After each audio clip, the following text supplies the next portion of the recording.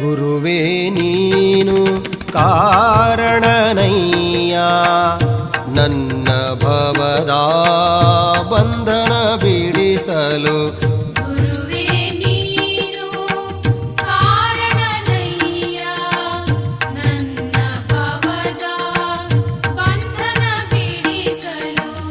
ನನ್ನ ಭವದ ಬಂಧನ ಬಿಡಿಸಲು. ಗುರುವೇ ನೀನು ಕಾರಣನಯ್ಯ ಗುರುವೇ ನೀನು ಕಾರಣನಯ್ಯ ಮಾಂಸಪಿಂಡ ಹೋಗಿ ಮಂತ್ರಪಿಂಡವಾಗಲು. ಮಾಂಸಪಿಂಡ ಹೋಗಿ ಮಂತ್ರಪಿಂಡವಾಗಲು.